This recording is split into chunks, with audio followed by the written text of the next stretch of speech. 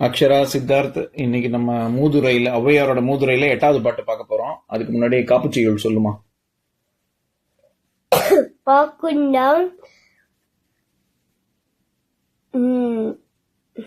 நல்ல மனமுண்டாம், நல்ல மனமுண்டாம், மாமலரால் நோக்குண்டாம், மேனி நுணுங்காது பூ கொண்டு துப்பாத்திருமேனி தும்பித்தியான் பாதம் தப்பாமல் சார்வாள் தமக்கு. Very good. சரி, இதுக்கு முன்னாடி நம்ம போன பாட்டு நான் சொல்றேன், நீ அர்த்தம் சொல்லு சித்தார்த். உற்ற இடத்தில் உயிர் விளங்கும் தன்மையோர் பற்றலரை கண்டால் பணிவரோ, கல்தூண் பிளந்து இருவதல்லால் பெரும்பாரம் தாங்கின் தளர்ந்து வளையுமோ தான். அதுக்கு என்ன அர்த்தம் பார்த்தோம் நம்ம? எப்படி மானம் உன்னோட உயிரோட ரொம்ப பெருசா மதிச்சான். ஆமா, அதுக்கு அவர் எப்படி ஒரு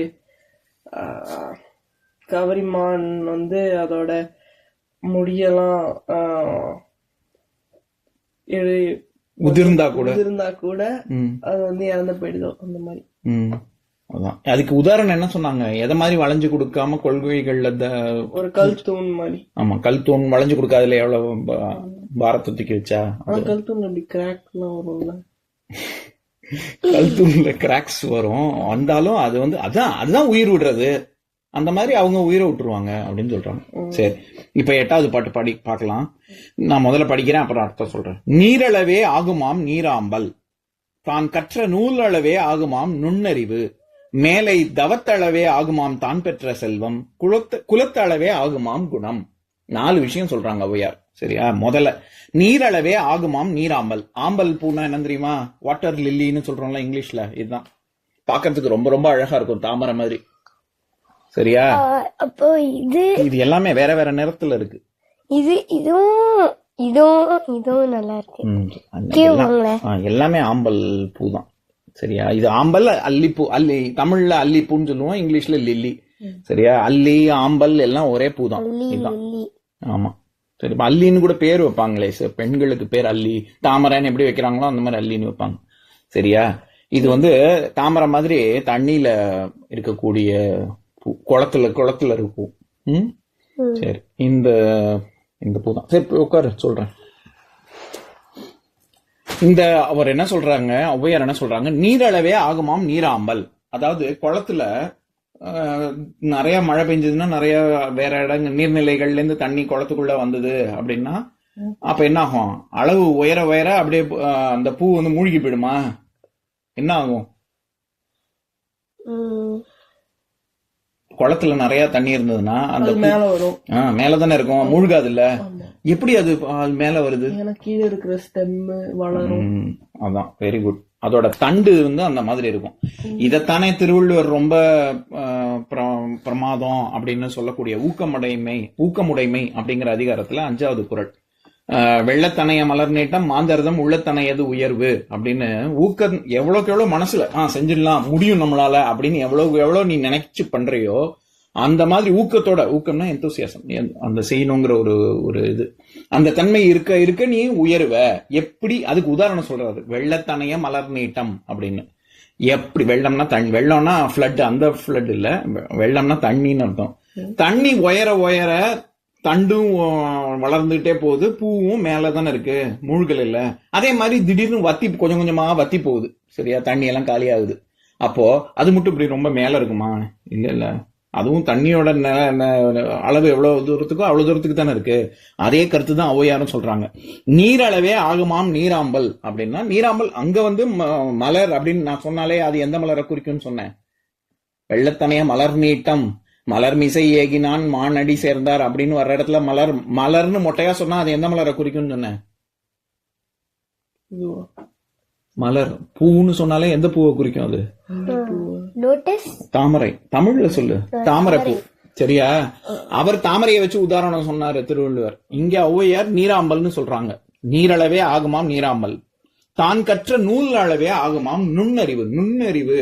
வெறும் அறிவுன்னா சாதாரணமா இருக்கிறது. நுண்ணறிவு, நுட்பமான அறிவு அப்படின்னா ரொம்ப ஒரு எல்லாத்தையும் ஆராய்ஞ்சு படிச்சு புரிஞ்சுக்கிறது, ஸ்டடி பண்ணி ரிசர்ச் பண்ணி புரிஞ்சுக்கிறதுன்னு சொல்றாங்கல்ல. சும்மா சாதாரணமா படிக்கிறதுக்கும் ரிசர்ச்சுக்கும் என்ன வித்தியாசம்? ரிசர்ச்னா ஒரு சப்ஜெக்ட்ல அது ரொம்ப ஆழ்ந்து போய் பாக்குறது. இப்போ சும்மா ஒரு உதாரணம் சொல்றேன், சரியா? இப்ப நீ சாதாரணமா ஒரு வார்த்தை, ஏதோ ஒரு வார்த்தை, இப்போ ஃபேன், சும்மா ஒரு பேச்சுக்கு சொல்றேன், ஃபேன் இருக்குன்னு வச்சுக்கோ. ஃபேன்னா உனக்கு என்னன்னே தெரியல. இப்ப ஃபேன்னா என்னன்னு பாக்கணும்னு போய் டிக்ஷனரி எடுத்து பாக்குற. ஃபேன்னா இந்த மாதிரி விசிறி, மின் விசிறி இருக்குல்ல, இதுதான் ஃபேன் அப்படின்னு போட்டிருக்கு, எலக்ட்ரிக் ஃபேன் அப்படின்னு. உடனே நீ அதை பார்த்து புரிஞ்சுக்கிற, இது அறிவு. ஆனா ஃபேன்ங்கிறது வேற எதெல்லாம் குறிக்கும்.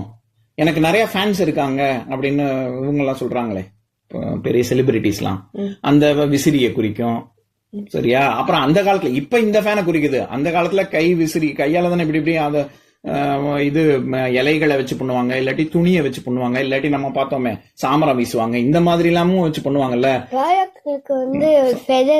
ஆமா, அந்த மாதிரி மயில் தொகையை வச்சு இதெல்லாமும் பண்ணுவாங்க. இத பத்தி எல்லாமும் படிக்கிறது. அப்புறம் ஒரு டிக்ஷனரியை பார்க்காம ஒரு 4-5 டிக்ஷனரியை பார்த்து கம்பேரிட்டிவ் ஸ்டடி பண்றது, இதெல்லாம் ரிசர்ச்.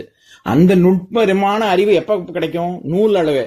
நீ என்னென்ன நூல், என்னென்ன புக் எல்லாம் படிக்கிறியோ அதுக்கேற்ற மாதிரி தான் உன் அறிவு இருக்கும் அப்படின்னு சொல்றாங்க. புரிஞ்சுதா? அடுத்தது, மேலை தவத்தளவே ஆகுமாம் தான் பெற்ற செல்வம். எப்பவுமே நம்மளோட முயற்சியின் காரணம். இந்த இடத்துல தவம் அப்படிங்கறது எங்கேயோ காட்டுல போய் நின்று சாப்பிடாம தூங்காம பண்றது, அதை சொல்லல. இங்க தவம் அப்படிங்கறது முயற்சியை குறிக்குது, சரியா? நம்ம எந்த அளவுக்கு முயற்சி திருவினையாக்கணும்னு சொன்னேன்ல, திருவினைன்னா நான் செல்வம் கொடுக்கும், அதைத்தான் இங்க சொல்றாங்க. தவத்தளவே ஆகுமாம், மேலை தவத்தளவே ஆகுமாம் தான் பெற்ற செல்வம். நமக்கு எவ்வளவு காசு பணம் கிடைக்கும் அப்படிங்கிறது நம்மளோட முயற்சி, அதை பொறுத்துதான் இருக்கு. நான் ஒண்ணுமே பண்ணாம நான் பாட்டுக்கு ஹாயா உட்காந்துருப்பேன், டிவி பார்த்துட்டு இருப்பேன், படிக்க மாட்டேன், விளையாட போக மாட்டேன், எதுவுமே பண்ண மாட்டேன், மெத்தையிலே படுத்துட்டு இருப்பேன்னா உனக்கு ஏதாவது உனக்கு புகழோ பேரோ கிடைக்குமா? அட்லீஸ்ட் வந்து படிக்காம சும்மா விளையாடினா கூட நல்லதுதானே? ஆமா, விளையாண்டா கூட நல்லதுதான். விளையாண்டா உனக்கு உடம்பு ஆரோக்கியமா இருக்கும்ல, அது நல்லது தானே. அடுத்து அதுவும் இல்லாம நீ ஒண்ணு இருந்தா உனக்கு செல்வம், அதுதான் இருக்கிறதுலயே ரொம்ப முக்கியமான செல்வம். காசு பணம் எல்லாம் பெரிய செல்வம் கிடையாது. உடம்பு ஆரோக்கியமா வச்சுக்கிறது தான் ரொம்ப பெரிய செல்வம். இப்ப விளையாண்டா அது கிடைக்கும், அது இல்லைன்னா சும்மா ஒண்ணுமே உடம்பு சீக்கிரமாவே வியாதி வரும், சளி வரும், காய்ச்சல் வரும், எல்லாம் வரும், சரியா? அதனால இங்க என்ன சொல்றாங்க? தவத்தளவே ஆகுமாம் தான் பெற்ற செல்வம். இறுதியாக குலத்தளவே ஆகுமாம் குணம். நம்ம இந்த இடத்துல குலம் அப்படின்னு சொல்றது நம்ம மூதாதையர்கள், தாத்தா, கொள்ளு தாத்தா, எள்ளு தாத்தா, பாட்டன், பூட்டன், இவங்க எல்லாம், சரியா? அவங்க என்ன பரம்பரையில வந்திருக்க அப்படிங்கறத பொறுத்து உன்னோட குணம் இருக்கும் அப்படின்னு. சரி, அப்ப நீ கேட்கலாம், அப்போ வந்து ஒரு சத்திரியனா பிறந்தா நீ கேட்ப, இல்ல பிராமணனா இருக்க முடியாதா, பிராமணனா பிறந்தா சத்திரியனா இருக்க முடியாதா? அப்படி இல்ல, அது வந்து குணத்தின் அடிப்படையில இருக்கு. நீ ஆனா உன்னுடைய அப்பா, உன்னுடைய தாத்தாவோட இன்ஃபுளுன்ஸ் உன்கிட்ட இருக்கும்ல. ஏன்னா அவங்கள பார்த்து தானே நீ வளர்ற. அதனால இந்த இடத்துல குலத்தினால குணம் வருதுன்னு சொல்றாங்க. உன்னோட குணம் எப்படி இருக்கும்? அது சான்றோர் இனத்து இருன்னு பார்த்தோமே ஆத்திச்சூடியில, சுத்தி முத்தி நல்லவங்களா வச்சுன்னு நீ இருந்தேன்னா அவங்கள பார்த்து நீயும் நல்லவனா இருப்ப. நீ அதனால உன்னோட குலம் அங்க முக்கியம். ஏன்னா அப்பா அம்மாவை பார்த்து தானே உன்னோட மெயின் இன்ஃபுளுன்ஸ், அவங்க தானே, அவங்கள பார்த்து தானே இந்த இனம் சரி வளர்ற. அதனால உன்னோட குலத்தின் அடிப்படையில குணம் இருக்கும் அப்படின்னு சொல்றாங்க, சரியா? இப்ப நான் இத பாட்டை படிக்கிறேன், நீங்க என் கூட சேர்ந்து திருப்பி சொல்லுங்க. நீரளவே ஆகுமாம் நீராம்பல். நீரளவே ஆகுமாம் நீராம்பல். நீரளவே ஆகுமாம் நீராம்பல். தான் கற்ற நூல் அளவே